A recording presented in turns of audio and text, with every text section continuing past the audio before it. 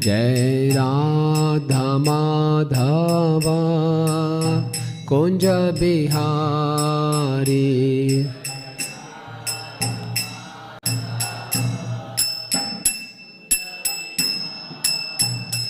हरे कृष्णा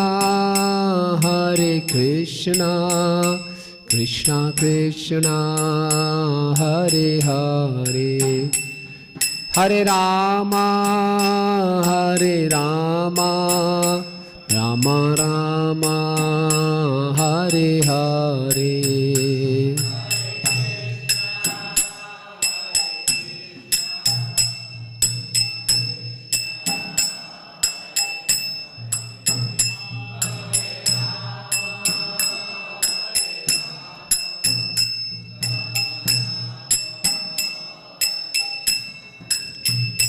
हरे कृष्णा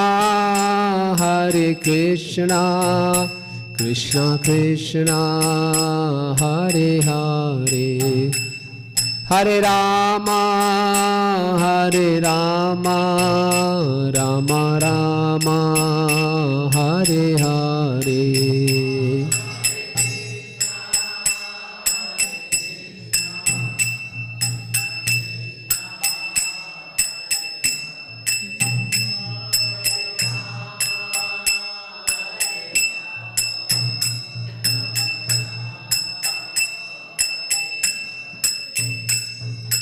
हरे कृष्णा कृष्णा कृष्णा हरे हरे, हरे राम राम राम हरे हरे।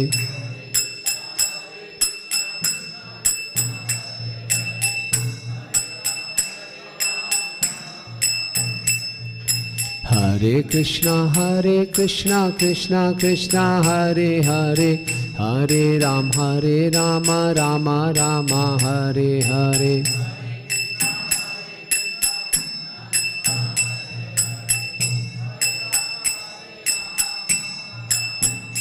हरे कृष्णा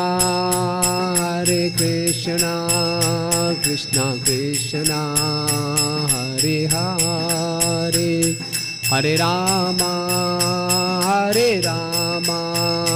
राम राम हरे हरे।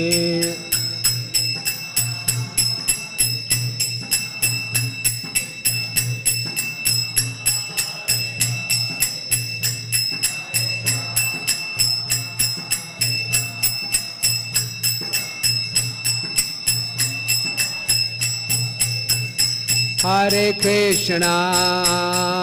कृष्णा कृष्णा कृष्णा हरे हरे, हरे राम राम राम हरे हरे।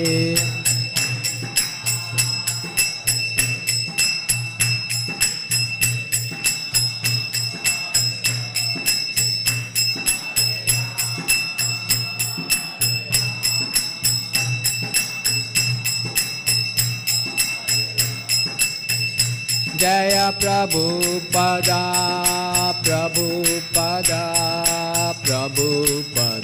श्रील प्रभुपदा।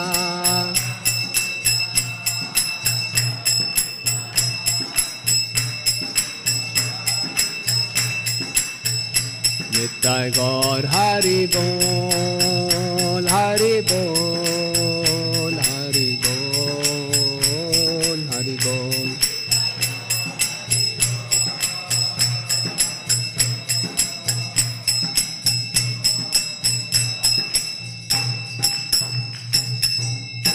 जय Vishnupad Paramhans प्रवचिकाचार्य स्तोत्रोष्ट Shri Shrimad his divine grace AC भक्ति वेदांत स्वामी श्रील प्रभुपाद की, ISKCON founder Acharya Jagat Guru Shri the whole world AC भक्ति वेदांत स्वामी श्रील प्रभुपाद की।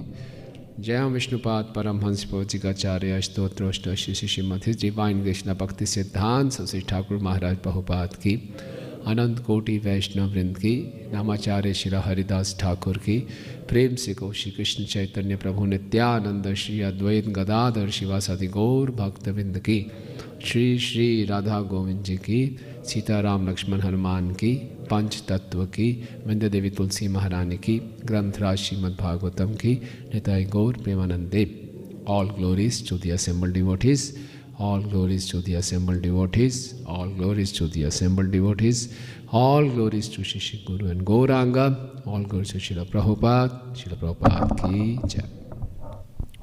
Om Namo Bhagavate Vasudevaya.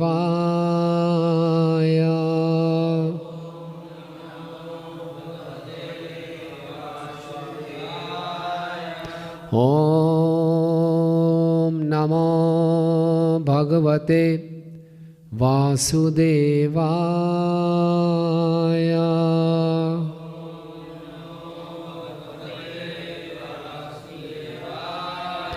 Om Namo Bhagavate Vasudevaya.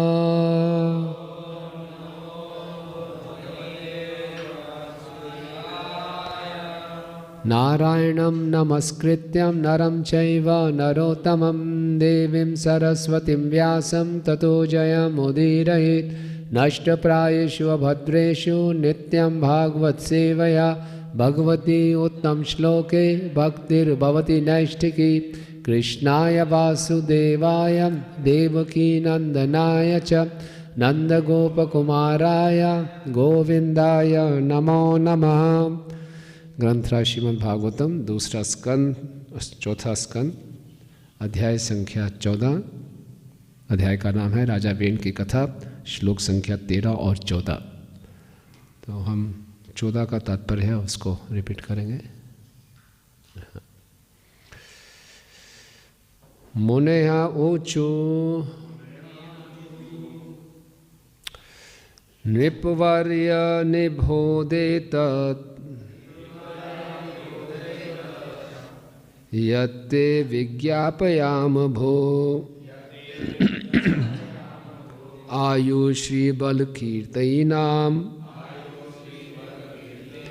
तव तात विवर्धनम। नृपवर्य निबोधे तत् यत्ते विज्ञापयाम भो आयुषी बल कीर्तिनाम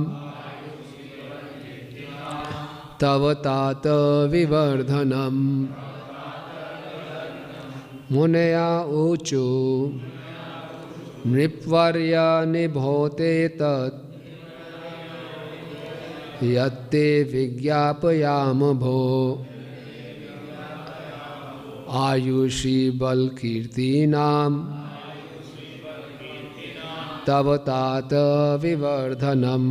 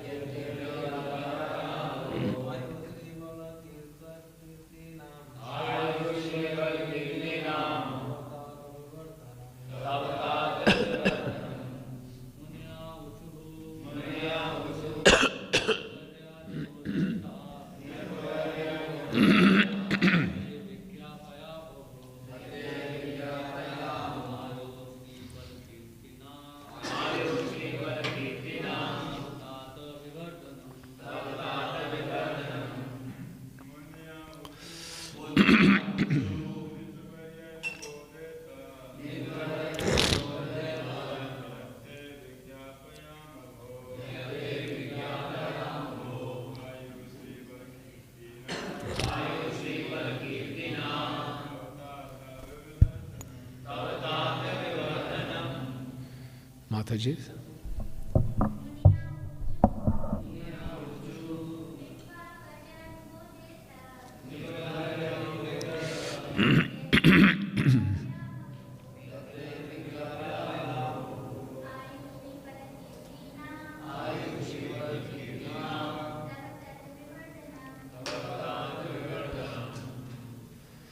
धन्यवाद। शब्दार्थ अनुवाद एवं तात्पर्य इसी भक्ति वेदांत स्वामी श्रील प्रभुपाद जी के द्वारा। श्रील प्रभुपाद की।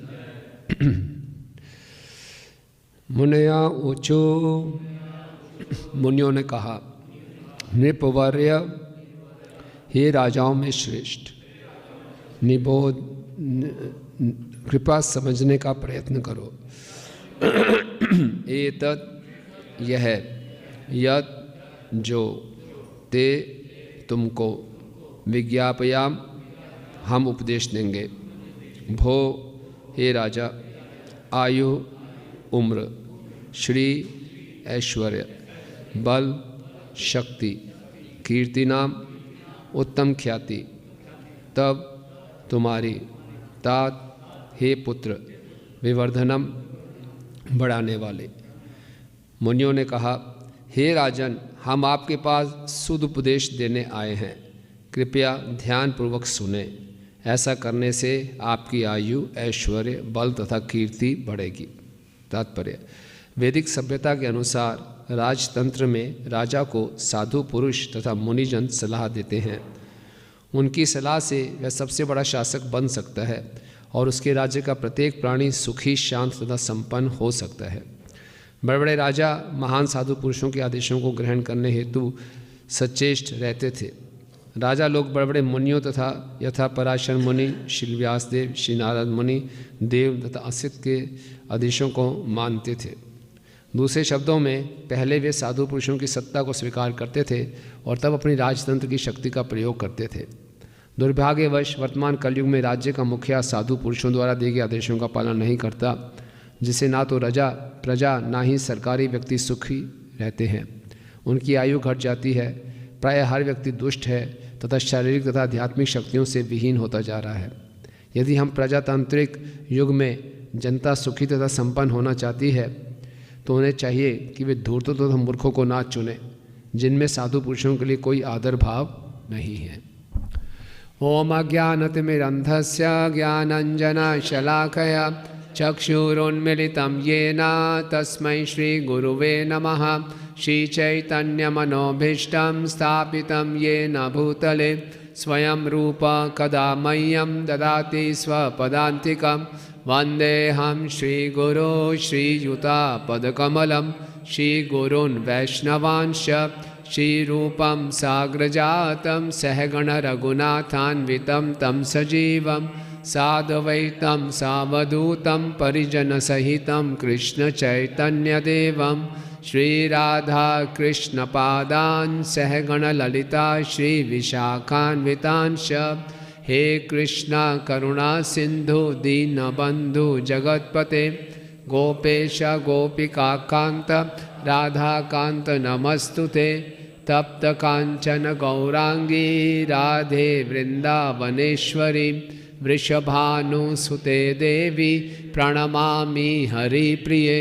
वाञ्छाकल्पतरुभ्यश्च कृपा सिन्धुभ्येव च पतितानां पावनेभ्यो वैष्णवेभ्यो नमो नमः। जय श्री कृष्ण चैतन्य प्रभु नित्यानंद श्री अद्वैत गदाधर श्रीवासादि गौरभक्तवृंद। हरे कृष्णा कृष्णा कृष्णा हरे हरे, हरे राम राम राम हरे हरे। नमो विष्णुपादाय कृष्णपृष्ठाय भूतले श्रीमते भक्तिवेदांत स्वामिनिति नामिने। नमस्ते सारस्वते देवे गौरवाणी प्रचारिणे निर्विशेष शून्यवादी पाश्चात्य देश तारिणे।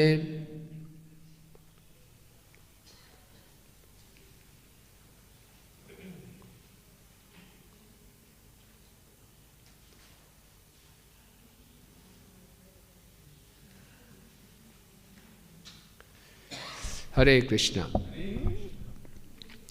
श्रील प्रभुपाद जी श्रीमद् भागवतम के प्रीफेस में एक बहुत सुंदर बात लिखते हैं। प्रभुपाद कहते हैं कि Shrimad Bhagavatam is the cultural presentation for the respiritualization of entire human society, कि ये एक सांस्कृतिक प्रस्तुति है श्रीमद् भागवतम, जिससे पूरे मानव समाज का रीस्पिरिचुअलाइजेशन, पुनः आध्यात्मिकरण किया जा सकता है। तो श्रीमद् भागवतम में हम देखते हैं मुख्य विषय भगवान की शुद्ध भक्ति है ना।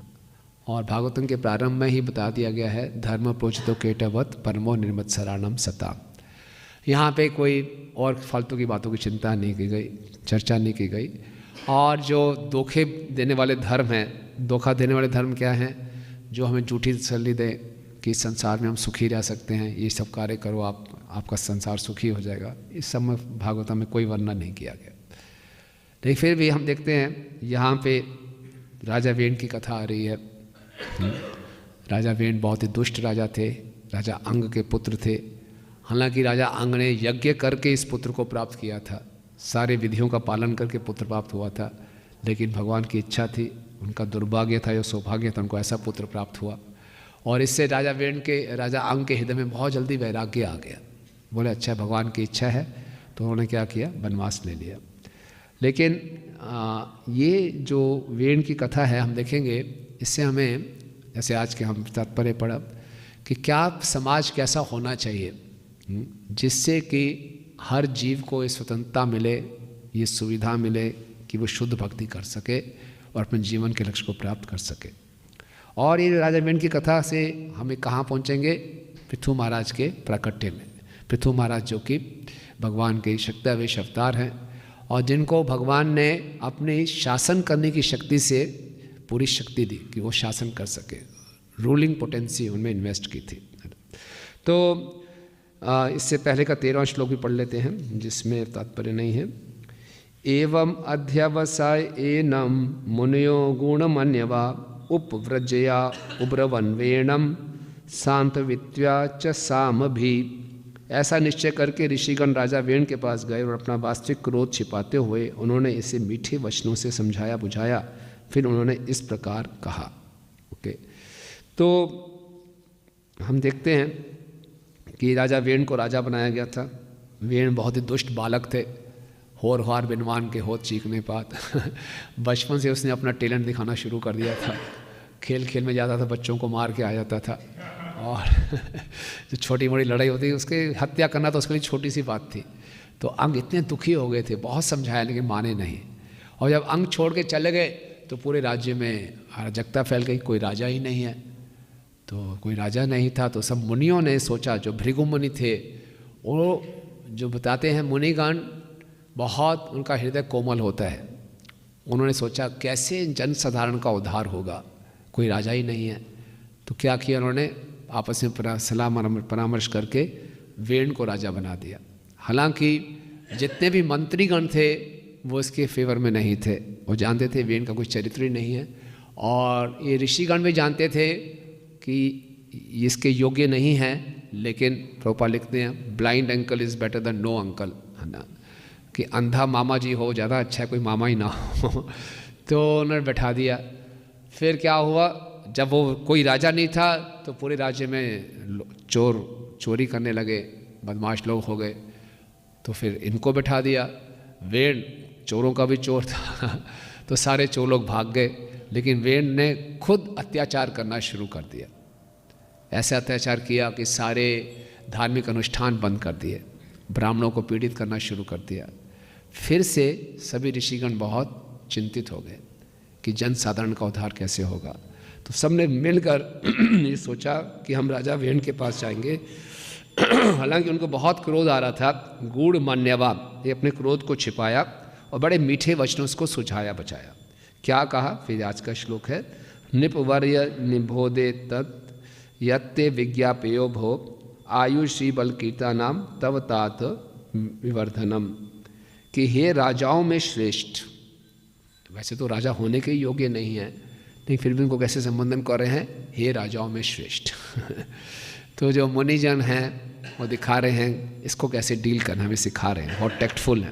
ओके, जैसे प्रहलाद महाराज भी जब हिरण्यकश्यपु को करते हैं, हे असुरवर्य, असुरों में श्रेष्ठ, मतलब तो राजा को सुन के अच्छा लगेगा, तो हमारी बात रिसीव करने के लिए, सुनने के लिए तैयार हो जाएगा। कृपया समझने का प्रयास करो, निबोधत एतत्ते, जो हम आपको देने वाले हैं, आपकी भलाई के लिए देने वाले हैं। क्या जो हमारे आदेश का पालन करोगे तो आपकी आयु, आपका ऐश्वर्य, आपकी शक्ति, आपकी कीर्ति बढ़ेगी ना। इसको तैयार कर रहे हैं कि हमारी बात सुन लो। ओके, तो फिर भी हम देखेंगे वेण उनकी बात सुनेगा नहीं, वेण उन पर क्रोध करेगा कि तुम नहीं जानते कि परम पुरुषोत्तम भगवान मैं हूँ, तुम्हारा इतना दुस्साहस हुआ मेरे को ऐसी बात करने का, अभी मैं अब तुम्हारी हत्या कर देता हूँ। और फिर इन मुनियों को बहुत क्रोध आएगा और फिर अपने मंत्रों के उच्चारण से वो वेण की हत्या कर देते हैं। और फिर बाद में वेण के शरीर से वो मंथन करके पृथु महाराज और अर्ची को उत्पन्न करते हैं। तो इस प्रसंग से हम क्या सीख सकते हैं? हम सोच रहे थे कि जैसे कि उपनिषदों में वर्णन आता है कि भगवान हमेशा हमारा पालन करते हैं। नित्यो नित्यानाम चेतसो चेतनानाम एको बहुनाम यो विदधाति कामा, यानी कि जीव अपने जीवन की हर परिस्थिति में कृष्ण पर ही निर्भर है। चाहे हम इस भौतिक जगत में हैं या अपने आप को शुद्ध करके हम आध्यात्मिक जगत में वापस भी चले जाएंगे, चाहे बद्ध अवस्था में है या मुक्त अवस्था में है, जीव हमेशा कृष्ण पर ही निर्भर रहता है, क्योंकि ये उसकी प्रकृति है। जीव भगवान की प्रकृति है, तटस्था प्रकृति है। जीव कभी पुरुष नहीं बन सकता ना। इस संसार में हम सब पुरुष बनने का प्रयास कर रहे हैं, और पुरुष बनने का प्रयास कर रहे हैं तो हम परेशान हैं। पुरुष प्रकृति स्थिति भुंगते प्रकृति जान गुणान कारणम गुण संगस्य सत असत योनि जन्मसु, क्योंकि हम पुरुष मतलब भोक्ता बनने का प्रयास कर रहे हैं, विफल प्रयास कर रहे हैं, तो हम सत असत योनि, कभी ऊपर की योनि प्राप्त करते हैं, कभी निम्न योनि प्राप्त करते हैं। तो यानी कि जीव हमेशा निर्भर है, स्वतंत्र नहीं है, हमेशा कृष्ण पर निर्भर है। तो हम अपने इस स्वभाव को प्राप्त कर सके, अपनी वास्तविक स्थिति को प्राप्त कर सके, क्योंकि इस संसार में हर व्यक्ति भोगने आया है, पुरुष बनने आया है ना। चाहे वो पुरुष की देह में है या स्त्री की देह में है, हर किसी के अंदर भोगने की वृत्ति है, वो पुरुष बनना चाहता है। वास्तव में पुरुष बोलना किसी जीव के लिए गाली है ना। एक प्रकृति को हम पुरुष बोल रहे हैं, मतलब कि उसका अपमान है। लेकिन आज के समय में हर व्यक्ति पुरुष बनना चाह रहा है, तो कभी बन भी नहीं सकता, इसलिए परेशान है। तो हम अपने इस पुरुष बनने की झूठी भावना से मुक्त हो सकें, अपने आप को शुद्ध कर सकें और भगवत धाम वापस जा सकें, इसीलिए भगवान यहाँ बार बार प्रकट होते हैं और वर्णाश्रम धर्म को स्थापित करते हैं ना। इस वर्णाश्रम धर्म में चतुर्वर्ण्य मया सिस्टम गुण कर्म विभागश, हमारा जो स्वभाव है, हमारे गुणों और कर्मों के हिसाब से अलग अलग वर्ण और आश्रम बनाए गए हैं। ब्राह्मण, क्षत्रिय, वैश्य, शूद्र, ब्रह्मचार्य, गृहस्थ, वानप्रस्थ और संन्यास। ये चारों वर्ण और चार आश्रम आपस में सहयोग देकर क्या करते हैं, ताकि हर जीव एक दूसरे की मदद कर रहा है कि अपने आप को शुद्ध कर सकें और भगवान के धाम वापस जा सके। इस प्रकार से इतना वैज्ञानिक तरीके से इसको बनाया गया है कि हमारी भौतिक आवश्यकताएं भी पूरी हो जाएं शरीर की, और साथ साथ आत्मा का भी उत्थान हो। अतः पुंबे द्विज श्रेष्ठा वर्णाश्रम विभागशः सुनिश्चितस्य धर्मस्य संसिद्धिम हरितोषणम। तो ये बहुत एक साइंटिफिक सिस्टम है जिसमें ब्राह्मण, क्षत्रिय, वैश्य, शूद्र, और विशेषकर इसमें जो ब्राह्मण और क्षत्रिय वर्ग में लोग हैं, इनका आपस में कॉपरेशन पूरे समाज के लिए बहुत सहयोगी होता है ना। ये पूरे समाज के आनंद के स्तंभ हैं। अगर जिस समाज में क्षत्रिय और ब्राह्मण आपस में मिलकर जनता की, प्रजा की सेवा करें, लेकिन यहाँ पर देख रहे हैं मिसमैच हो रहा है ना। तो वेण जी क्या कर रहे हैं कि वेण जी ब्राह्मणों के कहनों को नहीं मानेंगे, उनके आदेशों का पालन नहीं करेंगे। क्यों? क्योंकि इस 5वें श्लोक में वर्णन आता है कि वेण जो थे क्या थे, वो एवं मदांध उत्सिक्तो निरंकुश एव द्विपा पर्यटन रथम आस्थाए कंपियन एव रोदसी। वो मदहांध अपने अहंकार से अंधा हो गया था और बहुत घमंडी हो गया था, और जैसे एक हाथी निरंकुश हो जाता है, वैसे निरंकुश हाथी के समान पूरे राज्य में घूमता था और जहाँ जहाँ जाता था आकाश और पृथ्वी दोनों हिलने लगते थे, इतना क्रूर हो गया था वो। तो क्यों? उसने अपनी पदवी का गलत उपयोग किया। वर्णाश्रम में सबको एक डेजिग्नेशन दी जाती है कि आप ब्राह्मण हैं, क्षत्रिय हैं, वैश्य हैं, शूद्र हैं, ब्रह्मचारी हैं, गृहस्थ हैं, वानप्रस्थ हैं, संन्यास हैं। ये जो पदवी है उसके गुण और कर्म के हिसाब से है। लेकिन एक पदवी जो है ये हमें समझना है, जो डेजिग्नेशन होती है ये हमें सहायता करने के लिए है कि हम अपनी आत्मा को शुद्ध कर सकें, अपने आप को शुद्ध करके भगवान के धाम वापस जा सकें। ये एक प्रकार की एक सुविधा है, एक फैसिलिटी है, एक पैकेजिंग है। जिस प्रकार से किसी को बोले आप मीठा खाना चाहेंगे कि नमकीन, बोलेंगे मीठा, तो उसको चीनी की बोरी पकड़ा दो, कैसा लगेगा? लेकिन उसको मीठा खाना है तो उस चीनी की बोरी को, उसको उसके स्वाद को करने के लिए एक पैकेजिंग होगा। आप गुलाब जामुन लाएंगे, कुछ हलवा लाएंगे, वो मीठा खा सकता है। ऐसे आप चीनी दे देंगे वो कैसे करेगा? इसी ढंग से हम भगवान के दास हैं, भगवान की सेवा करनी, लेकिन किस फॉर्मेट में करेंगे आप, क्या पैकेजिंग होगा इस शरीर में? तो क्या किया गया? एक पदवी दी गई है, रोल्स दिए गए हैं।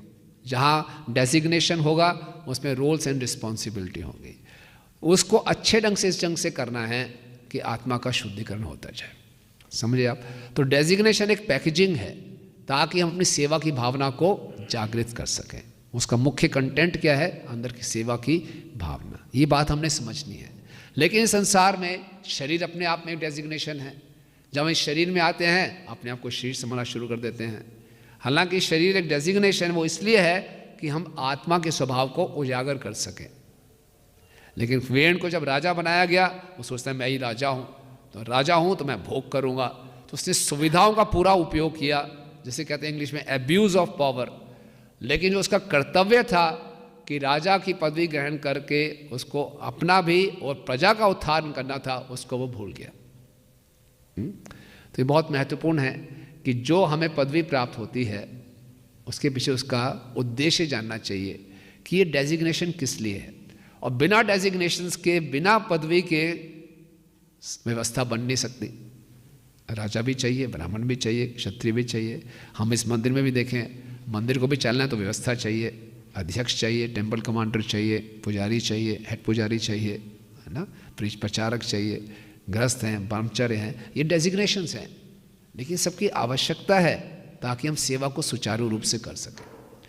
वास्तव में हमारा स्वरूप ये नहीं है कि मैं ब्रह्मचारी हूँ, गृहस्थ हूँ, वानप्रस्थ हूँ, या सन्यासी हूँ, या मैं प्रेसिडेंट हूँ, या मैं जीबीसी हूँ। नहीं, हमारा सही स्वरूप क्या है? गोपी भर्त्यो पद कमल्यो दास दासानु दास। तो जितने भी हमारे डेजिग्नेशन है उसका मुख्य उद्देश्य है कि अपने इस असली स्वरूप को हम प्राप्त कर सकें। लेकिन वेण इस बात को भूल गया और वेण ने सोचा मैं राजा हूँ, पूरी प्रजा मेरे भोग के लिए है, सारी सुविधाएं मेरे भोग के लिए हैं। तो उसने भोग करना शुरू किया। और जब भी कोई अपनी पदवी से आसक्त हो जाएगा या उस पदवी का गलत उपयोग करेगा, उसको अहंकार आएगा, वो उसके पतन का कारण बनती है ना। हाँ, कौन सा श्लोक है वो? हाँ, ना भजंती अवजानंती स्थानात् भ्रष्टा पतंती अतः, है ना।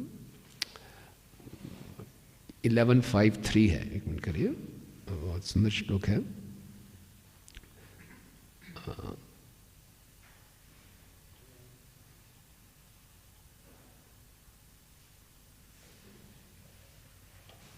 या येषां पुरुषम साक्षात आत्म प्रभुवम ईश्वरम, या ऐसा पुरुषम साक्षात आत्म प्रभुवम ईश्वरम ना भजंती अवजानती स्थानात् भ्रष्टा पतंती अतः। अगर ये चारों वर्णों, चारों आश्रम में अगर वो भगवान की पूजा नहीं कर रहे हैं, जो कि जिनसे वो प्रकट हुए हैं वही उनके सोर्स हैं, तो क्या करेंगे वो? और उनका अनादर करेंगे तो निश्चित रूप से उनका पतन होगा। इसलिए भी उनका पतन होगा। और जिसको भी कोई भी पदवी प्राप्त है, जो भी डेजिग्नेशन है, अगर उससे वो भगवान की पूजा नहीं कर रहा तो उसका क्या होगा? अहंकार होगा, तो उससे उसका पतन होगा। तो एक प्रकार से डेजिग्नेशंस होना, पदवी होना जरूरी भी है, लेकिन उसका हम सही उपयोग नहीं करेंगे तो हमारे पतन का कारण बनेगा। और विशेषकर अगर ब्राह्मण और क्षत्रिय अपनी पदवी का गलत उपयोग करेंगे तो पूरे समाज के लिए कष्ट उत्पन्न करता है, जो कि वेण ने किया।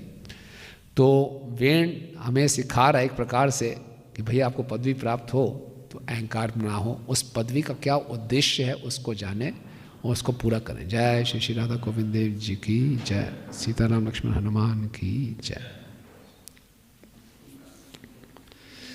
और हम देखते हैं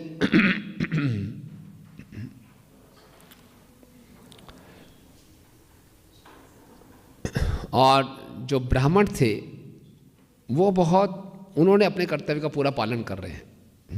ब्राह्मण का पहला उन्होंने क्या था, भृगु मुनि थे इसमें, कि जब राजा नहीं था तब उन्होंने प्रजा की दुर्दशा देखी तो बहुत उनके अंदर करुणा जागृत हुई, तो अपने कर्तव्य का पालन किया उन्होंने कि प्रजा के देखभाल करनी है, प्रजा को ऊपर उठाना है, तो करुणावश उन्होंने वेन को राजा बनाया था।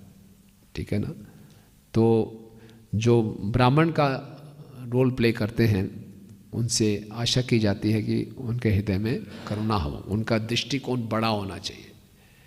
साधारणतया इस संसार में हर व्यक्ति केवल अपने लाभ के लिए ही सोचता है। जय श्री श्री सीताराम लक्ष्मण हनुमान की जय। श्रील प्रभुपाद बताते हैं कि जो आचार्य होते हैं उनके अंदर क्या विशेषता होती है। साधारणतः इस संसार में केवल अपने बारे में सोचेंगे या अपने परिवार के बारे में सोचेंगे या अपने देश के बारे में सोचेंगे, है ना।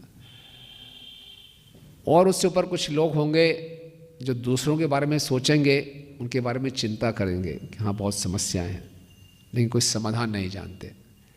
तीसरे श्रेणी के लोग होंगे, दूसरों के बारे में सोचेंगे भी, चिंता भी करेंगे, दुखी भी होंगे, सॉल्यूशन भी मालूम है, नहीं कुछ कर नहीं पाएंगे। लेकिन जो वास्तव में साधुजन होते हैं वो क्या होते हैं, दूसरों के बारे में सोचते भी हैं, चिंता भी करते हैं, उनके दुखों को समझते भी हैं और उनके दुखों को दूर करने के लिए खुद दुख सहते हैं। वो हैं असली साधु। तप्यन्ते लोक तापेन साधवा प्रायशोचना परम आराध्य इद्धि ही पुरुषस्य अखिलात्मना। ये साधुओं का स्वभाव है। तो ये साधु जितने गण थे उन्होंने देखा कि राज्य की इतनी बुरी हालत हो रही है, तो उनके अंदर करुणा जागृत हुई, तो पहले उन्होंने वेन को राजा बनाया। दूसरा उन्होंने देखा कि जो साधुजन है बिल्कुल अनासक्त होने चाहिए। हम किसी पे करुणा तभी सही कर पाएंगे जब हम डिटैच्ड होंगे, अनासक्त होंगे। अगर हम आसक्त होंगे तो करुणा भी सही नहीं कर पाएंगे। कोई उदाहरण जानते हैं, आसक्ति के कारण सही करुणा नहीं कर पाए हैं? धृतराष्ट्र नहीं, वो करुणा तो नहीं थी, उसकी कमजोरी थी वो तो। भरत महाराज, है ना। भरत महाराज के अंदर छोटे हिरण को देखा, करुणा जागृत हो गई, है ना। और भरत महाराज को लगा अगर मैं इसकी देखभाल नहीं करूँगा तो बेचारा मर जाएगा। एक उनका क्षत्रिय स्वभाव था, रक्षा करनी है और मैं ही रक्षा करने वाला हूँ, तो अपने आप को भगवान समझने लगे कि मैं ही इसका पालन करता हूँ। और इस प्रकार से पूरी अपनी साधना को भूल गए, नेगलेक्ट किया और फिर उनका पतन हुआ, हमें सिखाने के लिए। तो इसी ढंग से अर्जुन को देखते हैं, अर्जुन को भी बड़ी करुणा जागृत हो रही थी। यहाँ प्रभुपाद क्या कह रहे हैं, मिसप्लेस कंपैशन है, उस करुणा को सही जगह वो स्थापित नहीं कर रहा। मुनियों में करुणा जागृत हुई कि पूरी प्रजा के लिए एक राजा को होना आवश्यक है, तो स्थापित कर दिया। फिर देखा कि सही कार्य नहीं कर रहा, तो बोला अब समझाना भी हमारा कर्तव्य है। आसक्त नहीं हुए, बोले ठीक है अब ये काम नहीं करेगा तो हटा देंगे, इसको हत्या कर देंगे करनी पड़ेगी प्रजा के देखभाल के लिए। तो इसलिए कंपैशनेट होना आवश्यक है, नहीं कंपैशन के साथ साथ क्या है, अनासक्त होना आवश्यक है, तभी हम सही ढंग से किसी पे करुणा कर पाएंगे। उसके साथ मुनिगण हमें सिखा रहे हैं कि अब पूरा ये सिस्टम है, भौतिक जगत में प्रभुपाद कहते हैं कि कई बार हमें डिप्लोमेसी दिखानी पड़ती है ना। कैसे डिप्लोमेसी दिखा रहे हैं, हालांकि बहुत क्रोध आ रहा है उनको, लेकिन फिर भी राजा को बड़े प्रेम से बुला रहे हैं, नृप उबार रहे और बोल रहे हैं कि आप सुनिए, आप राजाओं में श्रेष्ठ हैं और आपके भले के लिए आपका यश बढ़ेगा, कीर्ति बढ़ेगा। हालांकि उनका मुख्य उद्देश्य था प्रजा का भला करना है, लेकिन हम तो आपके भले के लिए कुछ बात कहना चाह रहे हैं। तो बड़े टैक्टफुली उन्होंने इस बात को प्रस्तुत किया। दूसरा हम देखते हैं कि जो मुनिगण थे अपनी जिम्मेवारी को जानते थे और जानते थे कि अगर हमने इसको परामर्श नहीं दिया तो हमें पाप लगेगा, क्योंकि हमने इसको राजा बनाया है। तो जो भी हमें पदवी मिलती है, अगर हम उसकी जिम्मेवारी को सही ढंग से नहीं निभाएंगे तो रिएक्शन मिलेंगे, है ना। हमारे गुरु महाराज कहते हैं no one is karma free. इस संसार में कुछ भी कर्म फ्री नहीं है। ये संसार बहुत जटिल है, हर एक्शन का रिएक्शन है। तो जो हमें सुविधा मिलती है, फैसिलिटीज़ मिलते हैं, आप कोई जॉब करते हैं, जॉब में पक्ष मिलते हैं, तो पक्ष लेने के जग सहने पड़ते हैं वो पक्ष आसानी से नहीं मिलते। जितना ज़्यादा पक्ष मिलेंगे उतना खून चूसा भी जाएगा। Nothing is free. तो अगर हमें कोई सुविधाएं प्राप्त है, ब्राह्मणों को सुविधा है, वो ब्राह्मण पूरे प्रजा पूरे समुदाय के नेता हैं, उनको सुविधाएं हैं, सब उनका आदर सम्मान करते हैं, तो फिर क्या है, कर्तव्य भी बनता है ना। आप बहुत वरिष्ठ भक्त हैं, आपको सब लोग प्रणाम करते हैं, सब सुविधाएं आदर देते हैं, तो आपकी जिम्मेवारी और बढ़ जाती है ना। आप किसी से सेवा ले रहे हैं तो जिम्मेवारी और बढ़ जाती है। आप सेवा ले रहे हैं तो आपके हृदय में उसको कुछ देने की करुणा होनी चाहिए। नहीं है तो आपका हृदय कठोर होगा और रिएक्शन मिलेगा। कुछ भी फ्री नहीं है। तो मुनियों ने अपनी जिम्मेवारी को जाना कि अच्छा कि अब ये राजा बन गया है और हमने ही राजा बनाया है और इतना शोषण कर रहा है, तो इसको समझाना पड़ेगा। लेकिन बिल्कुल डिटैच थे, मान जाएगा ठीक है, नहीं मानेगा तो हत्या कर देंगे क्योंकि प्रजा के भले को देख रहे हैं, उनको उद्देश्य पूरा क्लियर है। तो जो कहने का अर्थ है, चाहे हम किसी भी रोल में हों, अब हम इस संस्था में हैं, हमें अलग अलग रोल्स एंड रिस्पॉन्सिबिलिटीज़ मिलती हैं, तो उसको बड़ी गंभीरता से लेना चाहिए। अक्सर हम लोग बातें करते हैं, हाँ ध्यानपूर्वक सुनना चाहिए, ध्यानपूर्वक जप करना चाहिए, लेकिन ध्यानपूर्वक सेवा भी करनी चाहिए, तभी हमारा उद्धार होगा। अगर हम केवल ध्यानपूर्वक जप करने पर जोर दे रहे हैं और जो हमें जिम्मेवारी मिली है उसको ध्यानपूर्वक नहीं निभा रहे हैं, तो रिएक्शन है। क्योंकि सुविधाएं बहुत हैं सुविधाओं की कमी नहीं है सुविधाएं बहुत हैं, लेकिन उन सुविधाओं को खाली भोग रहे हैं और ध्यानपूर्वक सेवा नहीं कर रहे, तो रिएक्शन है। तो सावधान। कोई बोले ठीक है जी, हम कोई जिम्मेवारी लेंगे ही नहीं, तो उसका भी रिएक्शन है क्योंकि कर्मण्येवाधिकारस्थ माँ फलेषु कदाचन माँ कर्म फल हेतुर्भु माते संगस्थो अकर्मणि। यार इस चक्कर में कौन फंसे, मैं काम ही नहीं करूँगा, ऐसा हो ही नहीं सकता। तो को करना पड़ेगा, तो पूरी जिम्मेवारी से निभाना है। इसलिए मनुष्य जीवन बहुत जिम्मेवारी का जीवन है, और मनुष्य जीवन में किसी को भक्ति करने का अवसर मिल रहा है तो जिम्मेवारी और बढ़ जाती है, और बढ़ जाती है। और इसको बड़े ध्यानपूर्वक इस जिम्मेवारी को हमें निभाना चाहिए, तभी हम अपना भी उद्धार कर पाएंगे और दूसरों के लिए भी हम कुछ उपयोगी हो पाएंगे। तो अब देखते हैं कि इसमें राजा अपने कर्तव्य का पूरा निभा नहीं पा रहा, लेकिन भागवतम के पहले स्कंद में देखते हैं कि श्रृंगी जो ब्राह्मण थे, उसने अपने कर्तव्य का पूरे सही ढंग से नहीं निभाया था, और उसके कारण से ब्राह्मणों का पतन होना शुरू हुआ। श्रृंगी ने अनावश्यक परीक्षित को श्राप दे दिया अहंकार के कारण। जहां किसी को अहंकार होगा वो उसके पतन का कारण बनेगा। श्रृंगी ने सोचा, जब उनको मालूम चला, आके देखा अपनी कुटिया में पिताजी के गले पे मरा हुआ सांप है, और देखा था परीक्षित को बाहर निकलते हुए, उसको इतना क्रोध आया, उसने परीक्षित को ऐसी ऐसी गालियाँ दी, बोले ये तो कुत्तों के समान है। इस कुत्तों की कैसी हिम्मत हो गई कि मालिक के घर में घुस के मालिक के प्लेट से खा रहे हैं, है ना। क्षत्रिय वॉच डॉग होते हैं, तो ये कुत्तों के समान है, ये हमारे घर में आके ऐसा क्यों कर रहे हैं, और गाली एक श्राप दे दिया। प्रभुपाद जी लिख रहे हैं, श्रृंगी छोटा सा बालक था, उसके अंदर इतना तेज, इतना ब्रह्म तेज कैसे आया, ये भी परीक्षित महाराज के अच्छे राज्य करने के कारण उसके अंदर इतनी शक्ति हुई थी। अच्छा क्षत्रिय होगा वो ब्राह्मणों की रक्षा करेगा, ताकि ब्राह्मणों को पूरी सुविधा मिले, वो अपने अच्छे ढंग से तपस्या कर पाए। ब्राह्मणों का धन क्या होता है, तपस्या। उनके धन की रक्षा ब्राह्मण तपस्या करेंगे, उनका तेज बढ़ेगा, उनकी शुद्धता बढ़ेगी, क्योंकि ऐसे राज्य में पूरी सुविधाएं दी गई। और जो ब्राह्मण होते हैं वो क्षत्रियों की रक्षा करते हैं, कि क्षत्रिय हमेशा शास्त्रों के अनुसार राज्य चलाएं, ताकि इस जीवन भी उनका सुखी रहे और अगला जीवन भी अच्छा रहे। तो दोनों एक दूसरे की रक्षा करते हैं। लेकिन श्रृंगी को अपने ब्रह्म तेज पे बहुत अहंकार था और अपने से नीची जात को, क्षत्रियों को, नीचे वर्ण को वो नीचा देख रहे थे कि इनका कोई औकात नहीं है, इन्होंने ऐसा क्यों किया, तो उन्होंने उसको श्राप दे दिया। तो जहाँ से क्या हुआ, कलयुग ने किससे प्रवेश किया? अहंकार के माध्यम से। कलयुग का एक नाम है अधर्म बंधु, और धर्म के 4 स्तंभ होते हैं, तपस्या, दया, शुद्धता और सत्यता। तपस्या का स्तंभ कैसे टूटता है? तपस्या का स्तंभ टूटता है स्मय से, अहंकार से। तो श्रृंगी को बहुत अहंकार था, मैंने बहुत तपस्या की है, और यहीं से कलयुग प्रवेश किया, और जहाँ कलयुग प्रवेश किया अधर्म आ गया।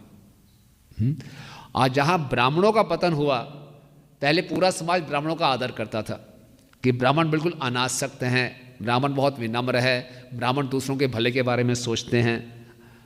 अब ब्राह्मण क्या हो गए? बहुत घमंडी हो गए, और ब्राह्मणों ने शोषण करना शुरू कर दिया।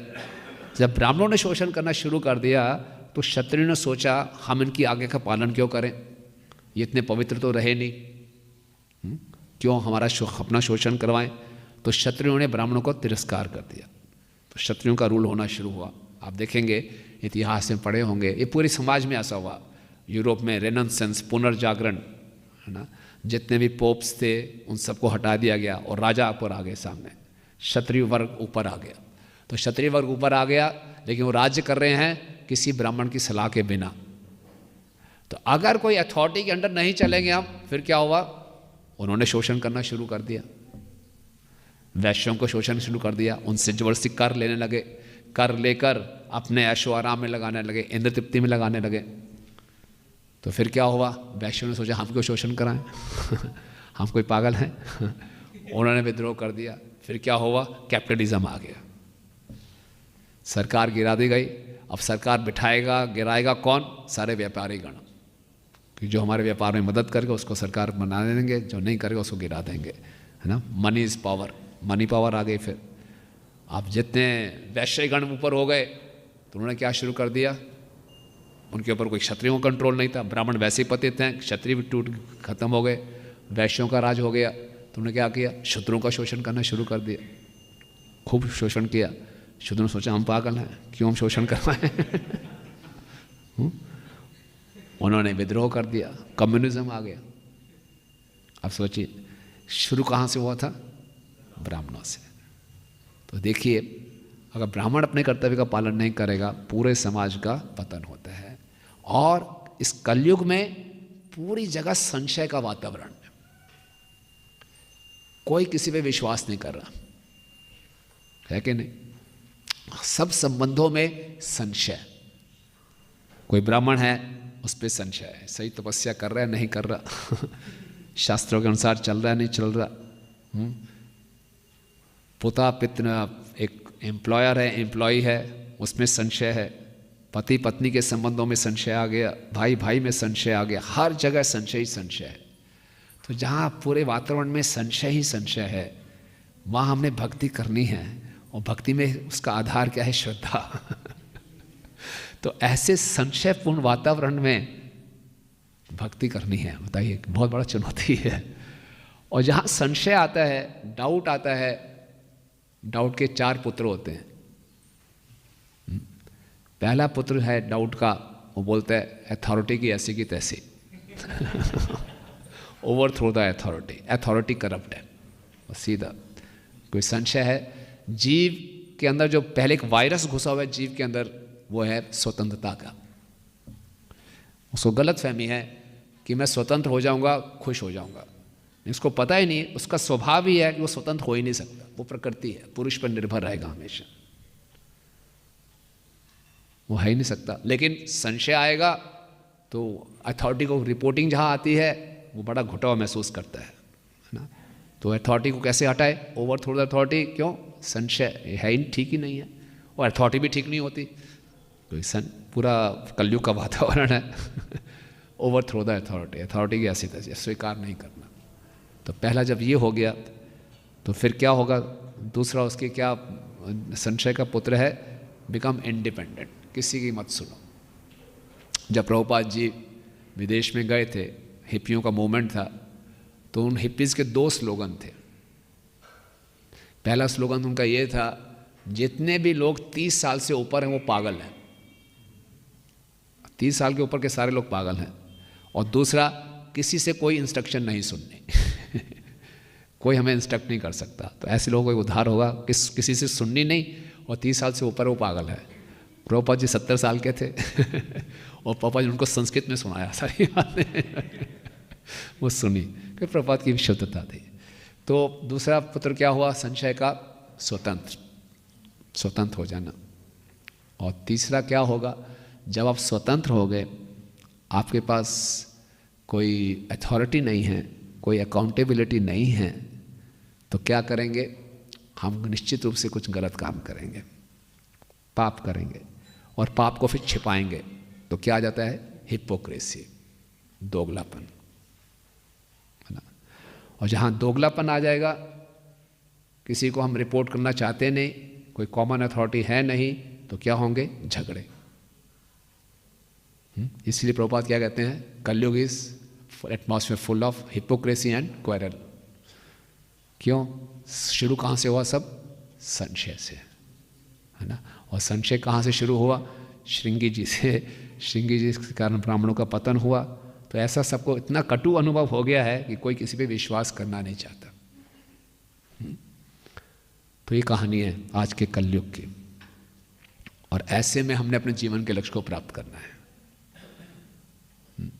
तो क्या किया जाए? यहाँ तो इस प्रसंग में तो ठीक है, वेण खराब था तो ब्राह्मण तो ठीक थे तो ब्राह्मणों ने दोबारा से सिस्टम को रिस्टोर कर दिया। तो हमारे इस पूरे संशय, पूरे वातावरण में लड़ाई झगड़े, दोगलेपन, और कोई सब स्वतंत्र होना चाहते हैं, कोई किसी की सुनना नहीं चाहता, ऐसे वातावरण में हम क्या कर सकते हैं? कैसे अपने जीवन के लक्ष्य को, कृष्ण प्रेम को प्राप्त कर सकते हैं?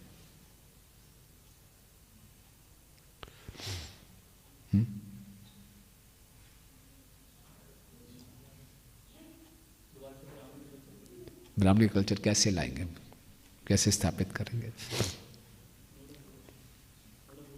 मोड ऑफ गुडनेस, भागवतम, हाँ सही बात है, भागवतम। हाँ, इम्प्रूवमेंट करने के लिए, इम्प्रूवमेंट कैसे होगा? हैं? शास्त्रों का भी अध्ययन कर लेंगे, उससे भी। और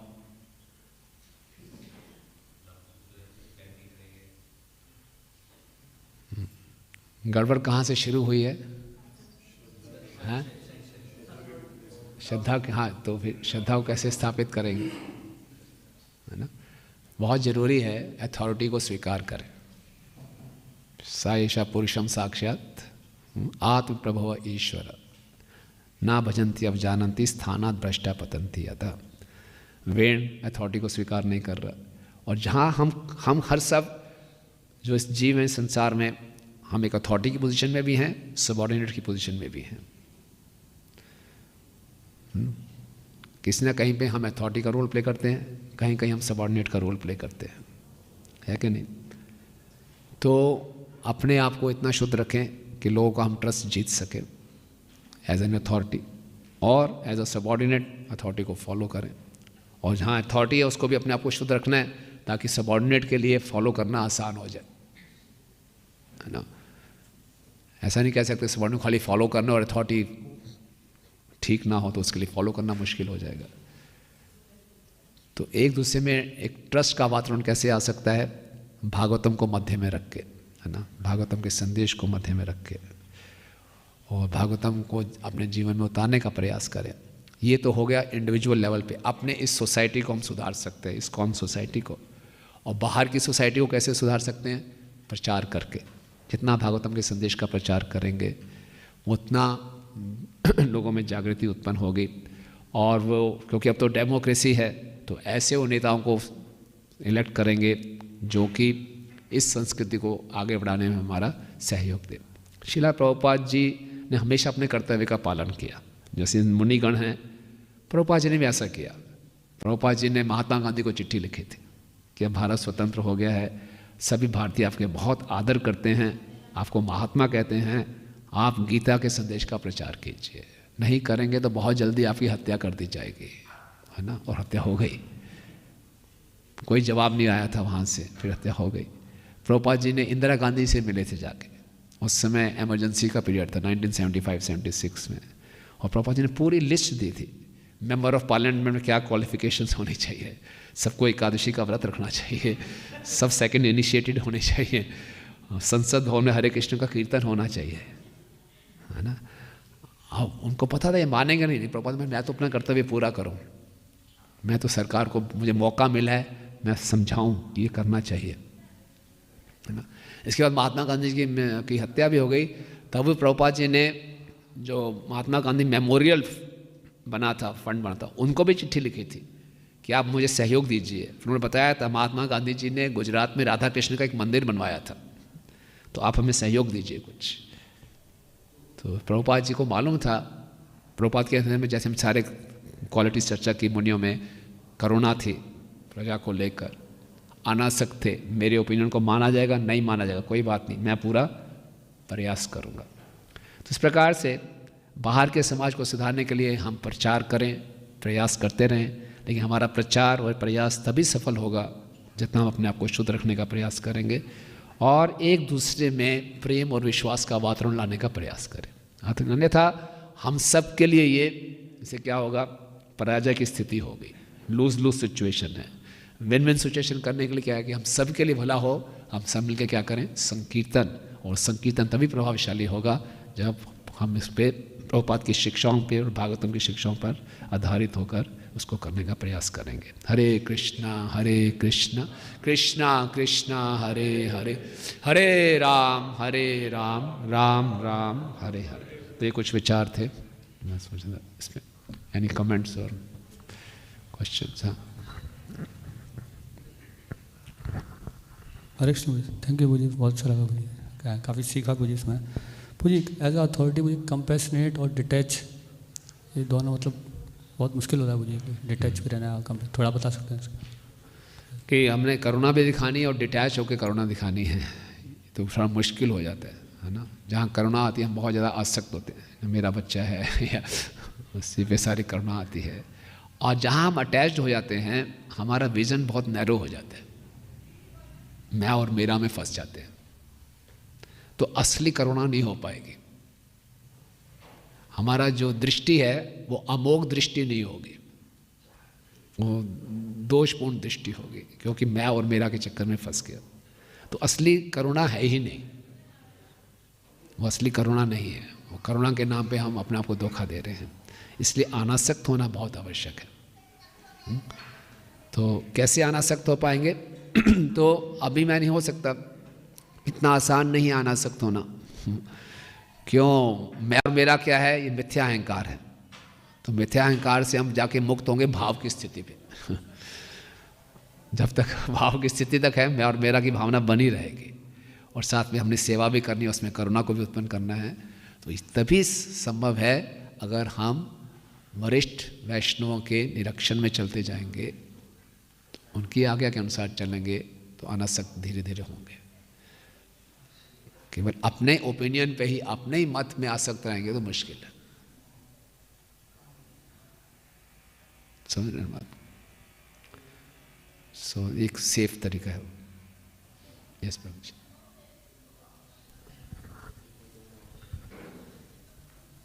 हरे कृष्ण प्रभु जी। विश्वास कैसे करें बाहर के लोगों पे? जैसे आप कह रहे हैं विश्वास करें, तो हम विश्वास करें कैसे? उसकी गाइडलाइंस क्या है? बाहर के लोगों पे छोड़ो, हम तो अंदर के लोगों पे विश्वास नहीं करते है ना। तो ब्लाइंड फेथ नहीं करना, स्पेशली अगर भौतिक जगत के वातावरण में हम जा रहे हैं तो वहाँ तो धोखा ही धोखा ज़्यादा है। तो हमने मूर्ख नहीं बनना कि कोई भी हमें धोखा देके चला जाए। और आध्यात्मिक जीवन में विश्वास श्रद्धा कैसे बढ़ाएं?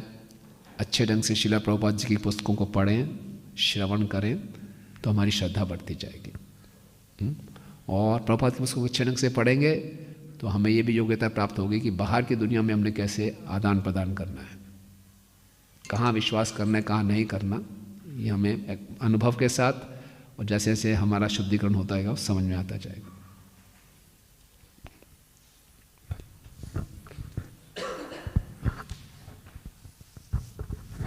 हरे कृष्ण प्रभु जी, please accept my humble obedience.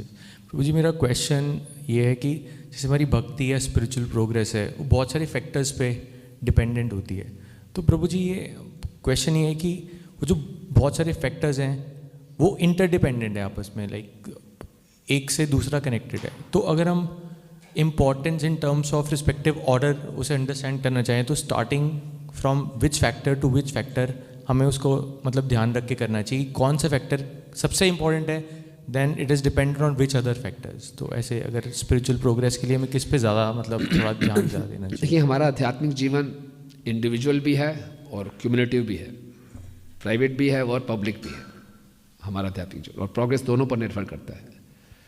तो सबसे अच्छा है पहले हम प्राइवेट पे पूरा ध्यान देंगे। भक्तों के संग में रहते हुए अगर आप अपने अच्छे ढंग से साधना कर लेते हैं, साधना को अच्छा ढंग से करेंगे, हरि नाम का जप करेंगे, शास्त्रों का अध्ययन करेंगे, श्रवण करेंगे और आध्यात्मिक जीवन में किसी एक वरिष्ठ भक्त के अंतर्गत उनके निरीक्षण करेंगे, तो यहाँ से हमारी शुरुआत होगी। तो फिर अपने आप हम अपने निजी जीवन को भी और हमारे संबंध पब्लिक लाइफ को भी हम सही ढंग से संभाल पाएंगे।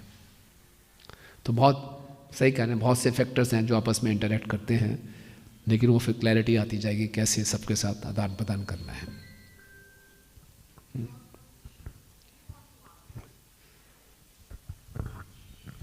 हरे कृष्णा प्रभु जी, पूरी आपसे बता रहे थे कि अटेंटिव साधना हम जैसे करते हो वैसे अटेंटिव सर्विस भी करनी चाहिए। तो ये हम अटेंटिव सर्विस वाला थोड़ा सा एक्सप्लेन करें कैसे पूरी, मतलब इसमें अटेंटिव सर्विस मतलब? अटेंटिव सर्विस में जो हमें सेवा प्राप्त होती है उससे हम पहले जो हमारे जिनसे हमें सेवा प्राप्त हुई उनसे सारी एक्सपेक्टेशंस क्लियर करवा लें कि अब क्या आप चाहते हैं मुझसे और क्या मैं कर पाऊँगा, कितना कर पाऊँगा, क्लैरिफाई करें। और जो अपना हमारा सामर्थ्य है पूरे सामर्थ्य के साथ सेवा को करने का प्रयास करें सिंसियरली। और कोई रुकावट आ रही है, हिचकिचाहट है तो उसको दोबारा बताएं, फीडबैक दें, लें फीडबैक दें, रिपोर्ट दें, अटेंटिव रहें। ये नहीं कि चलो जी होता है चलता है, तो ना भक्त लोग बहुत कृपालु हैं क्या हो जाएगा, जॉब तो चली नहीं आएगी कोई, तो एक कॉम्प्लेसेंसी सी आ जाती है ना। We are not paid workers, कोई जॉब तो हम कर नहीं रहे, चलने दो ऐसे ना। तो ये भगवान की हम सेवा में जुड़े हैं, सर्वोत्तम हमारी गुणवत्ता होनी चाहिए, सही समय पे हमें सेवा करनी चाहिए जिम्मेवारी के साथ, क्योंकि हमारी अच्छी सेवा में बहुत से लोग प्रभावित होंगे और हमारी सेवा ना करने से भी बहुत से लोग प्रभावित हो रहे हैं, है ना। तो राजा वेण को पदवी मिली, उसने सही सेवा नहीं की, पूरी जनता प्रताड़ित हो गई। अगर मुनिजन भी सोते रहते, ये भी सही सेवा ना करते तो फिर क्या होता। तो मुनिगण अपनी सेवा के लिए बहुत अलर्ट थे कि हमने बनाया राजा, नहीं करेंगे तो हमें रिएक्शन मिलेगा, तो हमारा कर्तव्य है इसको करना, चाहे उसमें जो मर्जी करना पड़े, हिंसा भी करनी पड़े हम करेंगे अब इसमें, क्योंकि सबका उद्धार होना है। तो इस ढंग से कृपालु माता प्रभु जी। हरे कृष्ण प्रभु जी, thank you. Very practical and relevant topic आपने बताया जो। तो सबसे दो क्वेश्चन है। एक है प्रभु जी, आप बोले कि डेजिग्नेशन जब मिलता है सेवा करने के लिए और अल्टीमेटली डेजिग्नेशन फ्री होना है, पर हम सेवा करते टाइम ऐसे क्या गलती करते हैं कि ये डेजिग्नेशन में और डेजिग्नेशन को बढ़ाता है, ना कि डेजिग्नेशन लेस। मतलब हम आइडेंटिफाई हो जाते हैं उससे, मतलब उस सेवा में क्या गलती है, मतलब क्या गलती करते हैं उसमें? ठीक बताया, कांटे से कांटे को निकालना है पदवी को इस ढंग से उपयोग करना कि हम सर्वोपाधि विनिर्मुक्त हो जाए, भक्ति वही असली परिभाषा है। तो कहाँ हम गलती करते हैं कि हम अपनी पहचान में और फंसते, गलत पहचान में फंसते चले जाते हैं, है ना। तो मुख्यतः अगर भक्ति की विधि का हम जैसे सही ढंग से पालन करते जाएंगे, हम देखते हैं श्रद्धा साधु संग, अनर्थ निवृत्ति, निष्ठा, भजन क्रिया, अनर्थ निवृत्ति, निष्ठा, रुचि, आसक्ति, भाव, है ना। तो इस साधना के 9 स्टेजेस में जाएंगे। जैसे मैंने बताया, भाव की स्थिति में आगे हम सर्वोपाधि विनिर्मुक्त होते हैं, जीवन मुक्त हो जाते हैं, है ना। तो कैसे होंगे, यहाँ तक तो हम पदवी से आसक्ति रहेंगे, लेकिन धीरे धीरे आसक्ति कम होती जाएगी। अनर्थ निवृत्ति में तो पूरी आसक्ति है। निष्ठा में मुझे मालूम है, हाँ मैं शरीर नहीं आत्मा हूँ, लेकिन फिर भी शरीर से आसक्त रहूँगा। रुचि में जाकर भक्तिविनोद ठाकुर कहते हैं कि कुछ स्पिरिचुअल इमोशंस जागृत होते हैं कि मैंने कृष्ण के लिए कुछ करना है। रुचि से प्रारंभ होता है। तो कहाँ कैसे रुचि तक पहुँचेंगे, अच्छी ढंग से अपने साधना की भक्ति को करेंगे। और मुख्य बात है, ये शुद्ध भक्ति के लक्षण, ये प्रगति तब होगी, भक्ति का मुख्य बात है अनुगत्य में रहकर। अनुगत्य में रहेंगे, फॉलो करेंगे किसी अथॉरिटी को, प्रमाणिक वैष्णव को, तो ये प्रभाव आएगा। अगर हम भक्ति कर रहे हैं, लेकिन भक्ति में फ्रीलांस भक्ति है हमारी, कहीं अनुगत्य नहीं है, तो स्थिति गाड़ी वहीं अटकी रहेगी। सेवा, भक्ति मीन्स सेवा। सेवा मतलब फॉलो करना, किसी को फॉलो करना, अपनी मनमानी ना करना। तो जहाँ अपनी मनमानी बीच में आती रहेगी, ये भक्ति के प्रभाव हमें दिखाई नहीं देंगे, बहुत देर तक दिखाई देंगे। तो इसीलिए जो भी हम सेवा कर रहे हैं, वो किसी की अथॉरिटी के अंडर अनुगत्य में हो, और अच्छे ढंग से अपनी साधना अच्छे ढंग से कर रहे हैं, और सेवा भी अनुगत्य में करेंगे, तो इससे हम बचते रहेंगे। जहाँ वो हटेगा, तो फिर से हम दिक्कत में आएंगे। ये मेरा अंडरस्टैंडिंग है, कुछ और What do you say?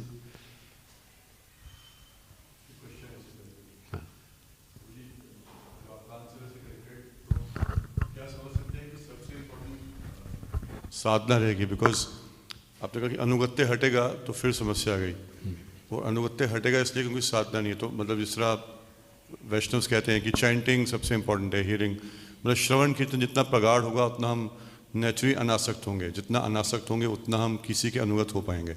हाँ। वरना मतलब is that the correct understanding? और रिवर्स वे आल्सो, अनुगत्य होंगे तो साधना अच्छी करेंगे। Complementing each other. हाँ, कॉम्प्लीमेंटिंग ईच अदर। कोई व्यक्ति जो फ्री बर्ड है, उसके लिए मुश्किल है, साधना करना भी मुश्किल है। वो एक दिन करेगा, एक दिन नहीं करेगा। अथॉरिटी है, मुझे रिपोर्ट करना है, अकाउंटेबल हूँ, तो साधना भी ठीक करेगा, और फिर साधना ठीक करेगा तो उसका श्रद्धा और बढ़ती जाएगी। Both are complement. जैसे भी आपने ये लेक्चर में बताया संशय के बारे में, संशय के 4 पुत्र, और संशय को दूर करने के लिए keeping Shrimad Bhagavatam centre, but most important is develop faith. तो somehow we have to have that faith. If that is not there, then it is nothing is there. Nothing can start with doubt. संशय से कुछ की शुरुआत नहीं हो सकती, कुछ भी नहीं हो सकता। आप एक कदम भी आगे नहीं रख सकते अगर डाउट हो जाए, यार ये ठीक है, अभी भूकंप आ गया तो ये किस मेसन ने, किस मिस्त्री ने बनाई थी, नीचे ठीक है कि नहीं। अगर जहाँ डाउट करें, एक कदम भी आगे नहीं बढ़ा सकते। आप मेट्रो पे नहीं चढ़ सकते। हमारे एक भक्त थे जिन्होंने दीक्षा ली, वो मेट्रो में सेवा करते थे, और मेट्रो में सेवा क्या करते हैं, वो चलाते हैं, इंजीनियर थे, मेट्रो में सेवा करते चलाते हैं। तो आए वापस दीक्षा के बाद, मैंने प्रभु कैसे करते हो 16 वाला? तो कहते हैं प्रभु बस गाड़ी चलाते जाते करता हूँ। लगा रहे भैया, किसी को मालूम चल गया कि मेट्रो का हमारा ड्राइवर माला करते करते चला तो हो जाएगा। लेकिन हम जब मेट्रो कर रहे हैं तो पूरी श्रद्धा है कि इतना फास्ट है, सही टाइम पे रुकेगी, दरवाज़ा सही टाइम पे खुलेगा, कुछ बंदी ऐसा नहीं होगा। वो भी जो ड्राइवर है बड़ा अलर्ट है, पूरी श्रद्धा है। तो संश किसी प्रभुपाद उदाहरण देते हैं, आप नाई के पास जाते हैं, बार्बर के पास जाते हैं, उसके हाथ में उस्तरा होता है, वो कभी गटर काट सकते हैं। वो कहते हैं नीचे करो नीचे, सर ऊपर करो ऊपर, यहाँ तक चला पहुँच जाता है वो। तो पूरा विश्वास रखते हैं उसमें। So nothing can start with doubt. कुछ भी हमें स्टार्ट करना है, कुछ ना कुछ श्रद्धा रखनी पड़ेगी, है ना। तो श्रद्धा से शुरू करें, लेकिन जिसमें श्रद्धा रखें उसका कर्तव्य है कि उसकी श्रद्धा को तोड़े ना, उसकी श्रद्धा को बढ़वाएं, अपना आचरण ऐसा रखें। सो सबकी रिस्पॉन्सिबिलिटी। यस, सॉरी, यहाँ दे दीजिए पहले, कोई बात नहीं। प्रभु जी, जैसे प्रभु जी बता रहे थे, तो वन ऑफ दिस मतलब माइंड में आया था कि साधना भक्ति का लक्षण ये कि किसी के अनुगत्य, इसीलिए वो साधना है। तो प्राइमरीली तो पहले किसी के अनुगत में होके वो साधना बताता है ना कि ये साधना करनी है आपको।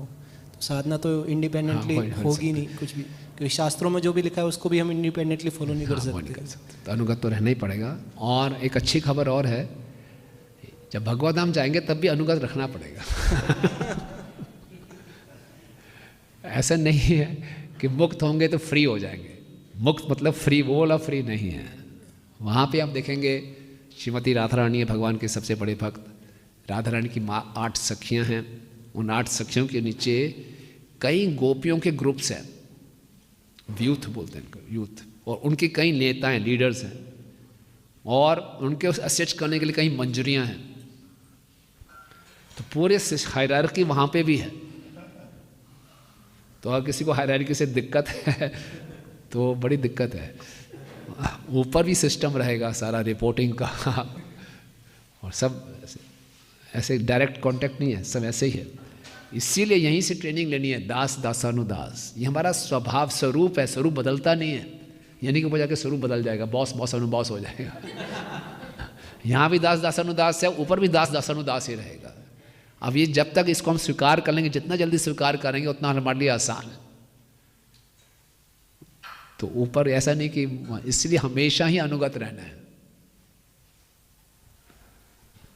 एक जस्ट एक कॉमन थॉट था कि मोस्ट ऑफ द क्राइसिस जब आता है तो एक साधक के मन में ये आता है कि this authority doesn't care about me. हाँ, ये केयर नहीं करते, इसलिए मैं अथॉरिटी को छोड़ देता हूँ। How to overcome this mentality? Like in वैदिक गुरुकुल भी सी कि जब बच्चा जब गुरुकुल में आता था तो उनको सबसे पहले ये बताता था गुरु मेरा सबसे सुहित और सबसे शुभ हितैषी है। तो how to maintain that thing कि मतलब इसको बोलते हैं विक्टिम मेंटेलिटी, है ना।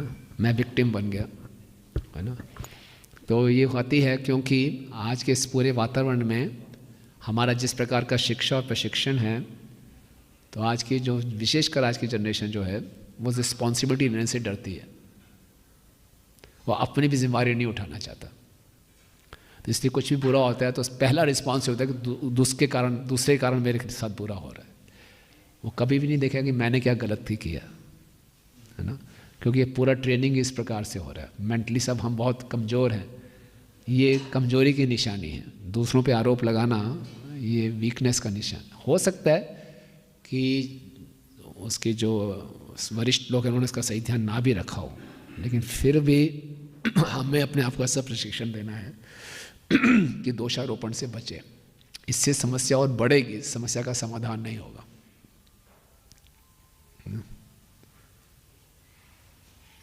वीकनेस ऑफ हार्ट हम देते हैं। और कई बार हो जाता है कि अथॉरिटीज़ ने भी सही ध्यान नहीं दिया होता है, लेकिन हमें ये सोचना नहीं मुझसे गलती हुई या मेरे अपने कर्म हैं या मैं क्या सीखा इससे, मैं क्या कर सकता हूँ। जिम्मेवारी हमें अपनी लेनी चाहिए, का प्रयास करना चाहिए। यस प्रभु जी।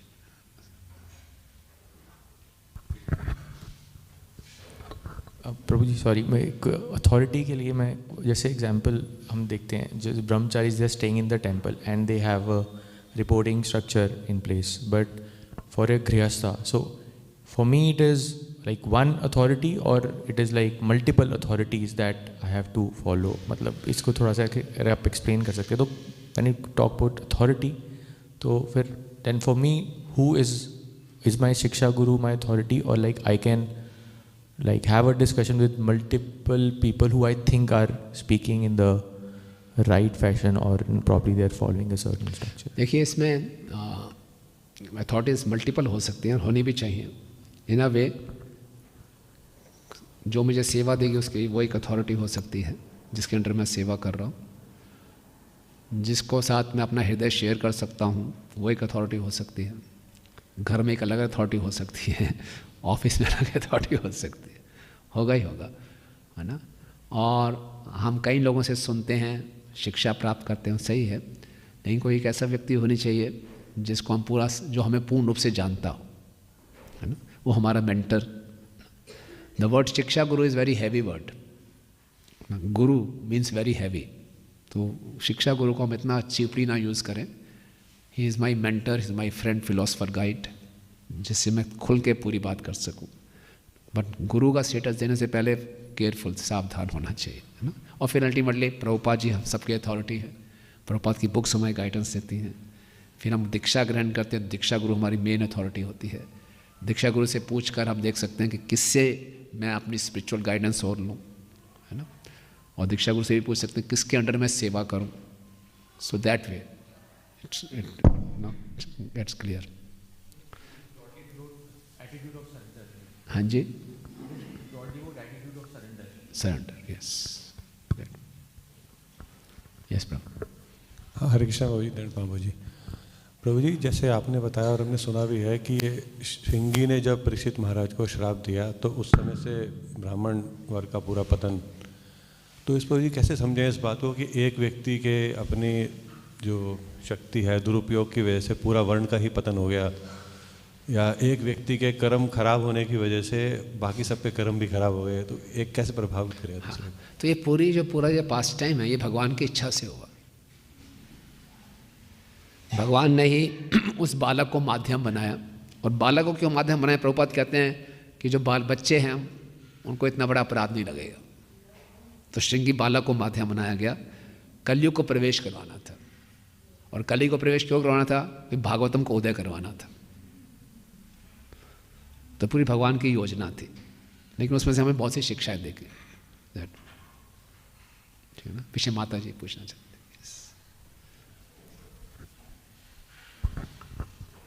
हरे कृष्णा प्रभु जी।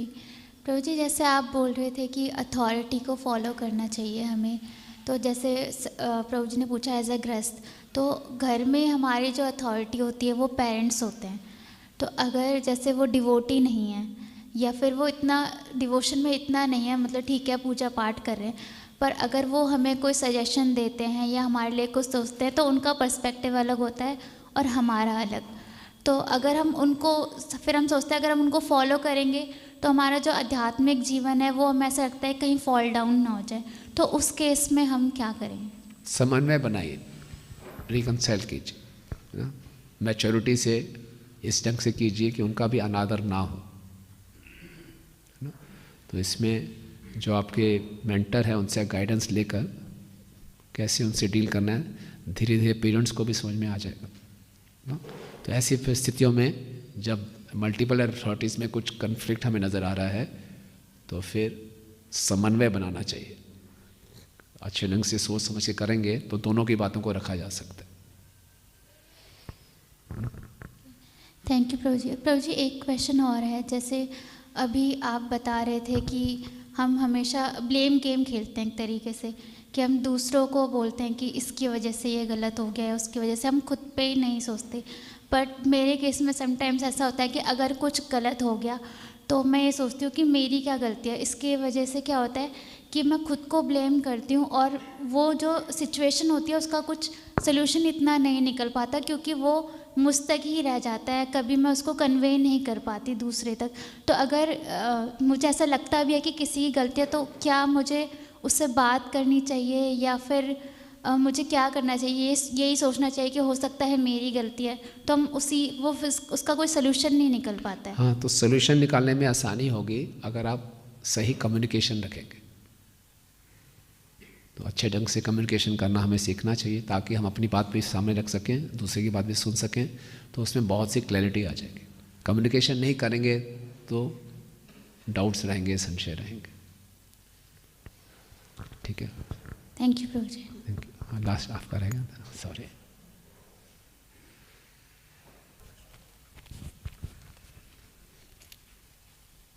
हरे कृष्णा जी, थैंक यू प्रभु जी, आपने काफ़ी अच्छा बताया।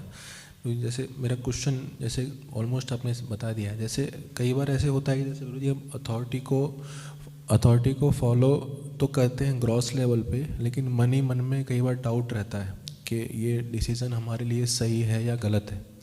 जैसे प्रियव्रत के केस में हम देखते हैं कि दोनों अथॉरिटी है, नारद मुनि भी अथॉरिटी है and Brahma ji is also authority. तो नारद मुनि वो ब्रह्मचारी लाइफ में जाना चाहते थे प्रियव्रत, और नारद मुनि भी एज अथॉरिटी उनको, लेकिन ब्रह्मा जी ने उनको एज ए मना किया।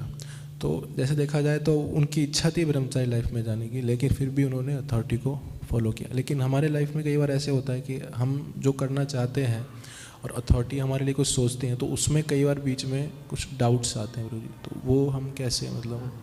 तो डाउट्स तो रहेंगे ही रहेंगे।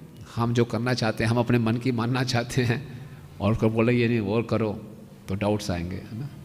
तो इसमें क्या है कि हम अपनी मन की बात को फिर से बता दें, अंदर मत रखें कि मैं तो ये करना चाहता हूँ, अब आप बताइए। उसके बाद फिर वो कहें तो स्वीकार कर लेना चाहिए। अपने आप को एक्सप्रेस जरूर करना चाहिए। एक्सप्रेस नहीं करेंगे तो अंदर ही अंदर आप परेशान रहेंगे और ज़्यादा अपराध करेंगे। तो नॉन ऑफेंसिव तरीके से एक्सप्रेस कर दीजिए, फिर जैसा वो कहें उसको करने को तैयार हो जाइए, उसमें हमारा भला है, ठीक है ना। पृथु महाराज आगे आके पढ़ेंगे, सोवा यज्ञ कर रहे थे, इंद्र ने आके बदमाशी की, इंद्र ने घोड़े चुरा लेते थे, सारी गलती इंद्र की थी, और सारे ऋषिगण मंत्रों का उच्चारण करके इंद्र को मारने लगे थे। तभी ब्रह्मा जी वहाँ पे आ गए, बोले नहीं नहीं रुक जाओ, पृथु यज्ञ बंद कर दो। अब पृथु कहते गलती मेरी थोड़ी है, आपका शरारती बेटा उसको समझाओ, है ना, मेरी क्यों गलती है, उसको समझाओ, मैं क्यों यज्ञ बंद करूँ, मैं क्या गलती कर रहा हूँ, यज्ञ तो भगवान की प्रसन्नता के लिए, आप उनको रोको। उन्होंने कोई आर्गूमेंट नहीं किया, अच्छा बंद कर दूँ यज्ञ, लोग कर दिया। पहला यज्ञ दूसरे यज्ञ बंद करते तब भी कोई दिक्कत नहीं थी, 99 यज्ञ कर लिए, 100वां यज्ञ कह रहे बंद करो। अपने अथॉरिटी बोले प्रभु जी कुछ तो सोचो आप 63 माला मैंने कर ली है, 64 माला के बस पंच कुछ मन के बके हैं, बोले छोड़ दो। अरे थोड़ा कर रहे तो सेवा कर लूँगा, नहीं छोड़ो 64 माला नहीं करनी। आप बताओ, उन्होंने छोड़ दिया, तुरंत आर्गूमेंट किया, और उनके इस त्याग से भगवान इतने प्रसन्न हुए, भगवान वहीं प्रकट हो गए, इंद्र को लेकर आए। और फिर भगवान ने भी पृथु को बड़े प्रेम से डांटा, तुम्हारा फ़ायदा क्या हुआ इतनी ट्रेनिंग लेने का, तुम क्यों लड़ाई में फंस गए, चलो माफ़ करो इसको तो माफ़ कर दिया। तो वहाँ फिर बाद में भगवान ने बोला कि मैं तुम्हारे इस चरित्र से बहुत प्रसन्न हुआ हूँ, गुणशील तंत्रिता, तुम्हारे इस शील से, करेक्टर से मैं बंध गया हूँ, तो क्या आशीर्वाद देना चाहते हो। तो मुख्य लक्ष्य भगवान की प्रसन्नता है, और भगवान की प्रसन्नता कैसे आ रही, प्रामाणिक गुरु परंपरा के माध्यम से आएगी। तो अगर हमारी अथॉरिटी बोनाफाइड है, ट्रांसपेरेंट है, तो हम बहुत सौभाग्यशाली हैं। तो मन की मानेंगे तो कोई भगवान प्रसन्न नहीं, यही तरीका है प्रसन्न करने का, अदरवाइज कैसे प्रसन्न कर सकते हैं बताइए।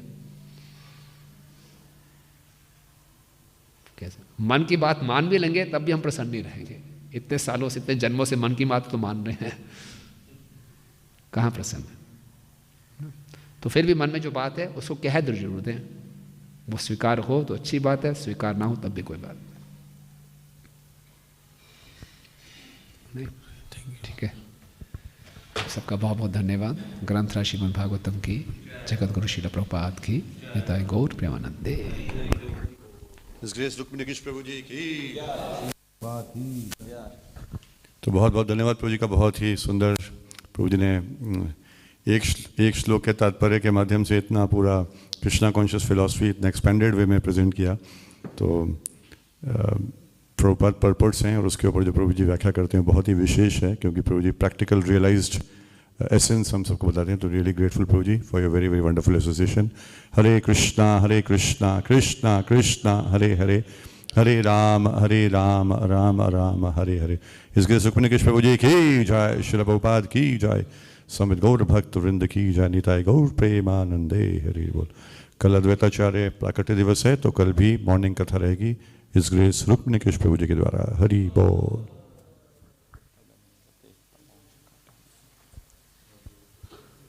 तो आप सब भक्त आमंत्रित हैं गीता भवन में। कल हमारे पद्म हरि प्रभु का जन्मदिन था, तो कल वो कहीं पता नहीं कौन से छुपे भवन में चले गए थे भवन में, तो आज सब लोग पकड़ लें उनको, लेकर चलें और केक कटिंग होगा। हरे कृष्णा।